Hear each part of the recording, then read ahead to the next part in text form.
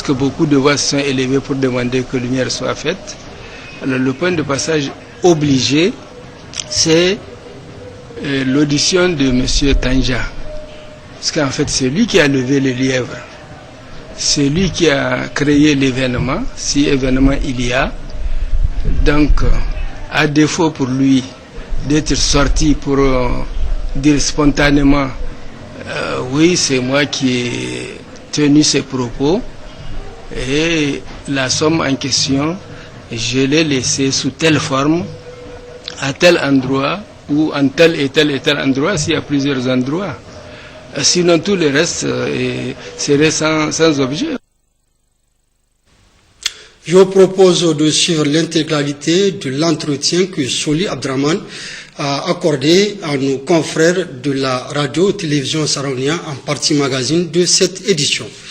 Le Premier ministre chef du gouvernement, Brigitte Raffini, lors d'une cérémonie qui s'est déroulée ce matin à son cabinet, officiellement installé le comité interministériel chargé de l'organisation de la fête du 18 décembre d'Osso 2014.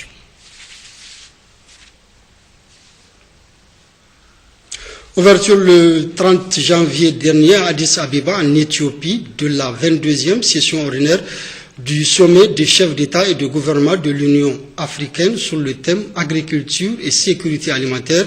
C'est le ministre d'État, ministre des Affaires étrangères, Bazoum Mohamed, qui a représenté le président de la République, chef de l'État, Issou Mahamadou, en présence de la première dame, Haja Essata Issoufou. Le compte rendu avec nos envoyés spéciaux, Sadi Sanda et à côté Oglassan. Environ 54 nations africaines ont pris part à cette importante rencontre qui a enregistré la présence d'une trentaine de chefs d'État et de gouvernement du continent, du secrétaire général des Nations Unies, Ban Ki-moon, du Premier ministre haïtien et du président nouvellement élu de la République de Madagascar. Ce dernier a, comme vous le savez, marqué son retour au sein de l'Union après plusieurs années d'absence. Le président de la République, chef de l'État Issoufou Mahamadou, a été représenté par le ministre d'État, ministre des Affaires étrangères, Bazoum Mohamed. La première dame du Niger, Haja Essata Issoufou, était aussi présente à l'ouverture des assises du sommet, comme ses autres sœurs, premières dames d'Afrique, qui prenaient part en marge de cette 22e session ordinaire de l'Union africaine aux assises de l'Assemblée générale de l'OCDAS, l'Organisation des premières dames d'Afrique contre le sida. Entre autres membres de la délégation, l'ambassadeur du Niger en République fédérale démocratique d'Éthiopie, le ministre directeur de cabinet adjoint du président de la République, le haut-commissaire à l'initiative 3N et le secrétaire général du ministère des Affaires étrangères. Cette forte délégation du Niger dans la capitale éthiopienne s'explique par la pertinence du thème retenu pour la session, à savoir agriculture et sécurité alimentaire, vu l'importance qu'accorde le chef de l'État, Issoufou Mahamadou, à la question à travers son programme, l'initiative 3N. Le choix de ce thème obéit à deux raisons. La première, c'est que l'Afrique ne pourra pas s'industrialiser si elle ne passe pas par le développement de son agriculture. Et le deuxième, c'est que l'agriculture est devenue une question politique, parce que ça va déterminer nos modèles de société. Donc il est absolument important, actuellement où nous connaissons des taux de croissance qui sont relativement bons, que nous puissions allouer des ressources suffisantes au développement de l'agriculture. Cela va stabiliser nos systèmes politiques et nous permettre d'assurer les conditions de la sécurité alimentaire. Et sur le long terme, cela va permettre à l'Afrique d'être beaucoup moins dépendante de l'extérieur. Vous savez que nous importons en produits alimentaires l'équivalent de 45 milliards de dollars par an. Si nous pouvions investir le tiers de ce montant dans notre agriculture en renforçant le rôle des petits exploitants, nous irions très loin. Et dans ce cadre, je dois dire que le Niger est cité comme un exemple avec l'initiative 3N et sur la base des résultats qui ont été enregistrés au cours des dernières années. C'est reconnu par la FAO, c'est reconnu par la Commission de l'Union africaine, c'est reconnu par le Népal.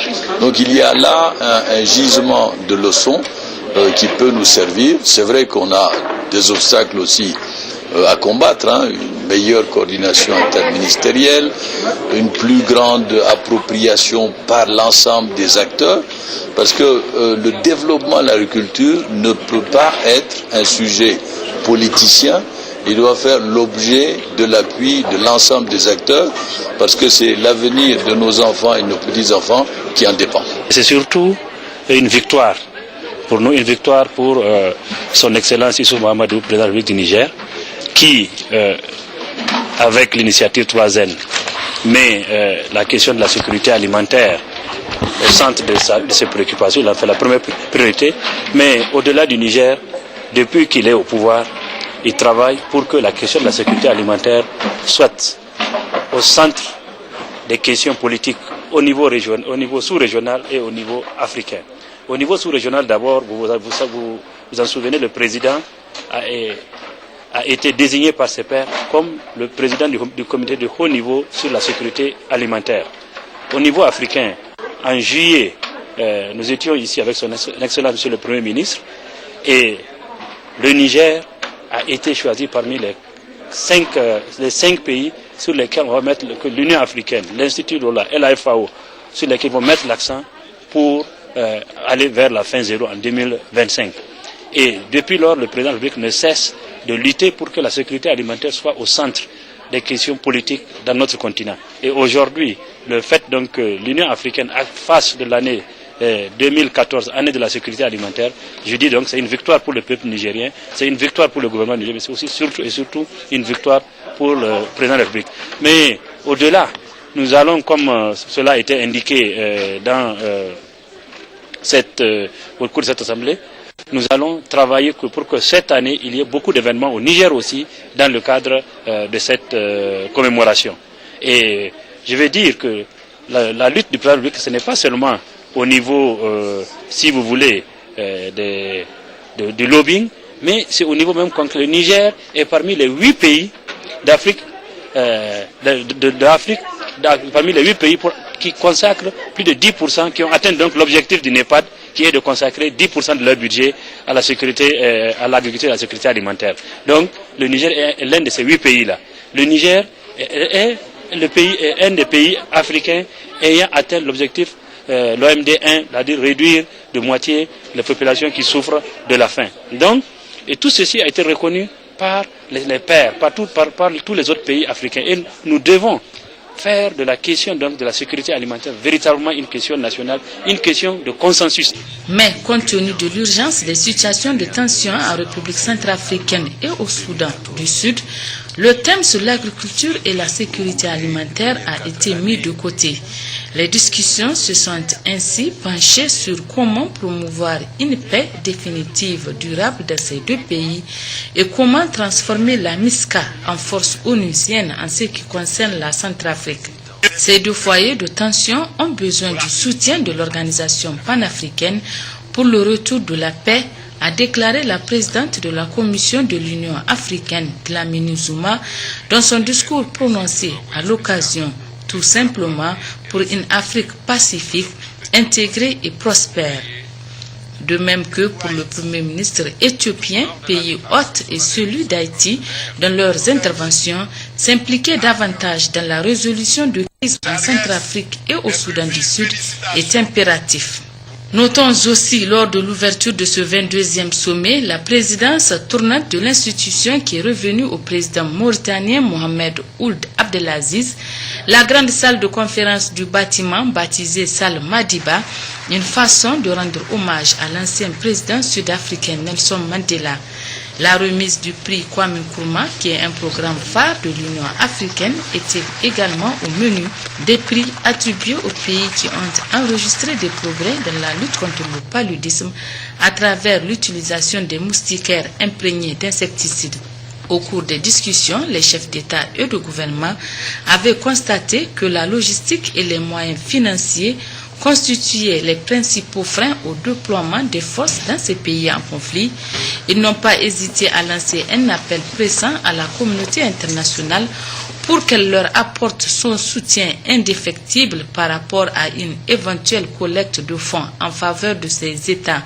Il faut enfin retenir qu'à la fin des travaux du sommet de l'Union africaine, 314 millions de dollars de promesses de dons de l'Union européenne en faveur de la Centrafrique. La première dame Hadja Aïssata Issoufou a pris part le 31 janvier 2014, toujours à Addis Abeba, en Éthiopie, à l'ouverture de la 13e Assemblée générale des premières dames d'Afrique contre le sida. C'était en présence d'une quinzaine de premières dames de la représentation de l'ONU-SIDA ainsi que des représentants des organisations internationales. Retrouvons pour le compte rendu nos envoyés spéciaux, Sadi Sanda et à côté Oglassan. Zéro nouvelle infection au VIH exige l'accès pour la mère et l'enfant aux services de santé. Tel est le thème de cette 13e Assemblée générale de l'OPDAS qui a regroupé environ une quinzaine de First Ladies dans l'ancien bâtiment de l'Union africaine à Addis Abeba, la capitale éthiopienne. Les premières dames continuent de lutter pour la santé et le bien-être des femmes et des enfants sur le continent africain en défendant l'élimination de nouvelles infections en VIH chez les nouveau-nés et en sensibilisant les leaders religieux et chefs traditionnels concernant les questions culturelles sensibles. Plusieurs allocutions et présentations étaient au menu de cette 13e Assemblée générale des premières dames d'Afrique contre le sida. La première dame du Niger a, au cours de sa présentation, confirmé son engagement en tant que marraine de la lutte contre le sida, tout en rappelant la situation épidémiologique de notre pays et la riposte au VIH qui nécessite des efforts concertés de toutes les parties prenantes. C'est un rappel, la signature d'un partenariat entre la Fondation Gourivi Meilleur et l'ONU-SIDA lors de la visite sur invitation de la première dame, du secrétaire général adjoint des Nations Unies Michel Sidibé au Niger et l'organisation d'un forum à l'intention des leaders d'opinion et les chefs traditionnels en témoigne sa détermination. Je me suis personnellement engagée dans la lutte contre le VIH avec un accent particulier, je dois l'avouer, dans la prévention de la transmission mère-enfant-PTME. C'est ce souci qui nous a conduit du reste à créer dès 2011 une fondation dénommée Gourivi Meilleur. À travers cette fondation, nous œuvrons à l'amélioration des conditions de vie des populations nigériennes, dont celles des franges les plus vulnérables, à savoir les femmes et les enfants, face au VIH-Sida. L'action que nous menons et qui complète les efforts louables déployés par le gouvernement nous aura permis, entre autres, de mener le plaidoyer auprès des chefs traditionnels et les leaders religieux, de mobiliser les populations pour l'adhésion au dépistage volontaire et à l'observance du traitement lorsque le résultat est positif, d'organiser des campagnes de dépistage de masse en direction des jeunes, de mobiliser les populations et les partenaires en faveur de la PTME, de contribuer à l'amélioration du cadre de consultation prénatale et postnatale dans les centres de santé pour promouvoir une PTME de qualité et d'apporter un appui dans le suivi des femmes enceintes séropositives et de celui d'un grand nombre d'enfants nés de mères séropositives. Avec le soutien de l'ONU-SIDA, de l'OPDAS ainsi que des autres partenaires, Aïssata Issoufou continuera de bâtir un pont solide entre les femmes, les enfants et les jeunes contre le sida, le paludisme, la fistule obstétricale, la mortalité maternelle et infantile et les violences de tout genre. Retenez aussi cette cérémonie de signature à Addis Abeba en Éthiopie de l'accord de coopération bilatérale Niger-Éthiopie.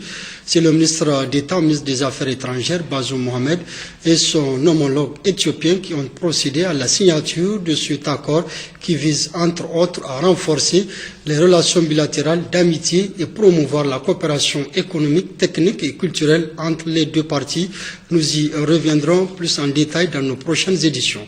Ouverture ce matin au Palais des Congrès du Niamey de la première session ordinaire du Conseil économique, social et culturel CESOC au titre de l'année 2014.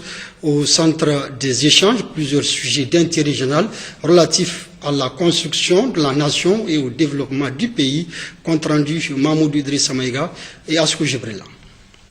Au cours de cette cette première session ordinaire du Conseil économique, social et culturel, ce sont plusieurs sujets d'actualité et d'intérêt général qui seront débattus. En effet, les conseillers, après 6 mois de vacances, mais surtout de contact direct avec les populations, vont devoir, en ces jours, réfléchir sur les réels problèmes du pays et proposer des solutions au gouvernement. Le président du CESOC, Moussa Oumouni Germakoy, a ainsi mis la question de la sécurité alimentaire au centre de son discours. La dernière campagne agricole n'a pas répondu aux attentes des populations.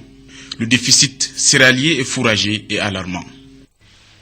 La campagne agricole précédente, caractérisée par une pluviométrie insuffisante et mal répartie dans l'espace et dans le temps, n'a malheureusement pas répondu encore une fois à nos attentes.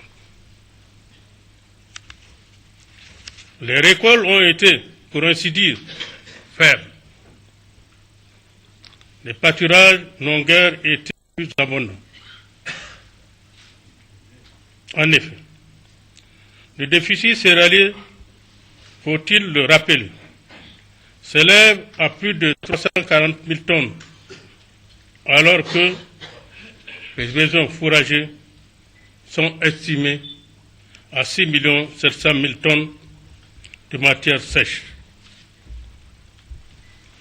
Il faut se féliciter cependant des dispositions prises par le gouvernement pour remédier à la situation grâce au lancement d'un vaste programme de culture irriguée permettant d'atteindre une production de 400 000 tonnes d'équivalent céréalier et à l'allocation d'un montant de 6 900 millions de francs CFA pour couvrir les besoins des éleveurs.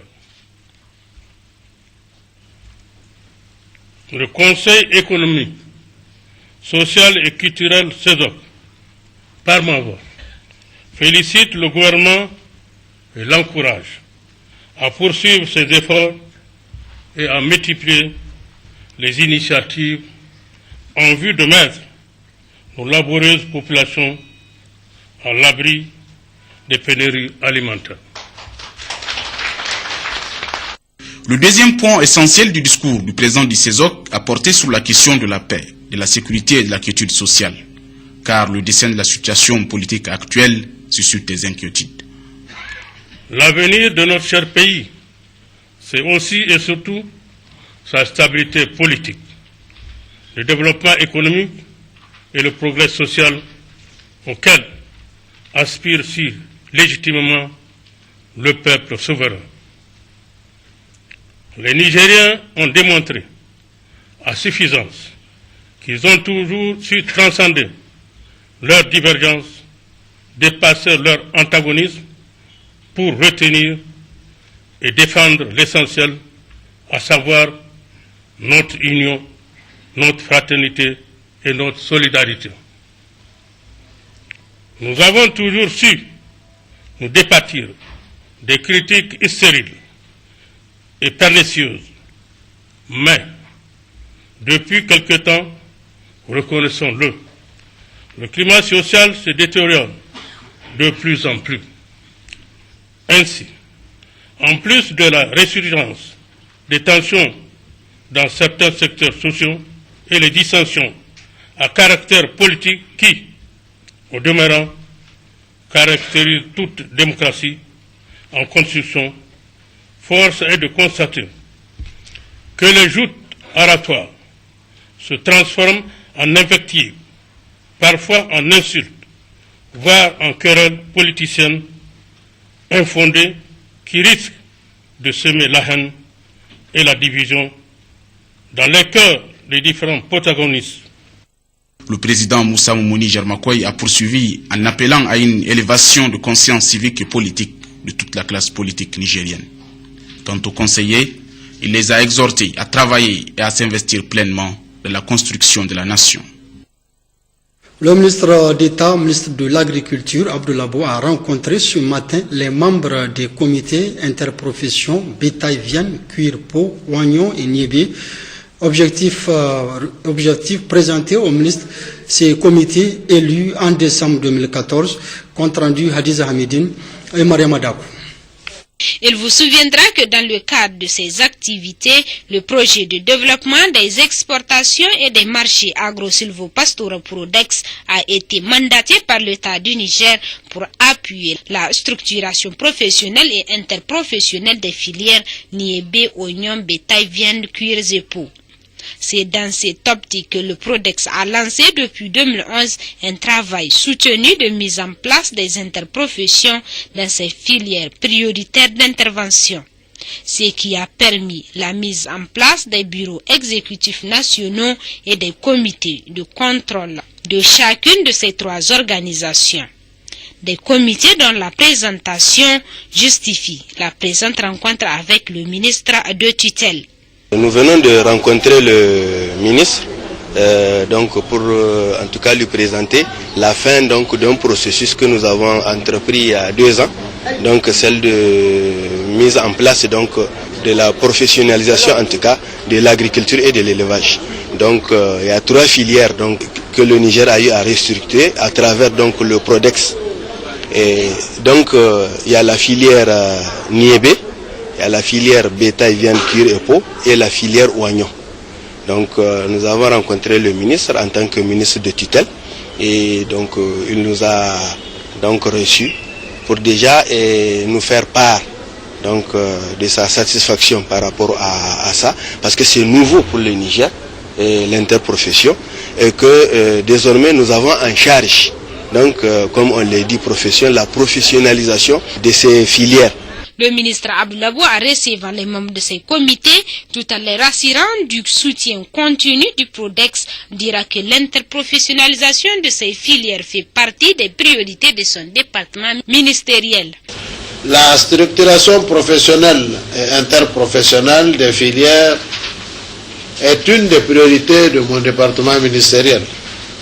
C'est pourquoi le Prodex accompagnera les interprofessions à réaliser leur mission à travers le renforcement de leurs capacités, l'élargissement de leur base interprofessionnelle et socio-professionnelle, l'appui à l'élaboration du plan stratégique de développement des 3 filières et sa mise en œuvre. Précisons que ces organisations interprofessionnelles des filières bétail, viande, cuirs et peaux, oignons et niébé auront pour entre autres tâches de favoriser le dialogue et la concertation entre les différentes professions de la filière, de faciliter l'harmonisation de leurs positions et de promouvoir et gérer les accords interprofessions. Cérémonie de remise de semences cet après-midi à une coopérative à Rizikol dans la commune rurale de Bitinkoji, dans la région de Tillabéri. C'est le ministre d'État, ministre de l'Agriculture, qui a présidé la cérémonie. Nous reviendrons plus en détail dans nos prochaines éditions sur cette remise de semences dont l'objectif est de garantir une sécurité alimentaire aux producteurs des aménagements hydro-agricoles victimes des inondations de 2013. Le gouvernement du Niger et le Fonds africain de garantie économique ont procédé ce matin à Cotonou, au Bénin, à la signature de 2 conventions de bonification d'un montant global de plus de 8 milliards de francs CFA. Les 2 conventions ont été signées par le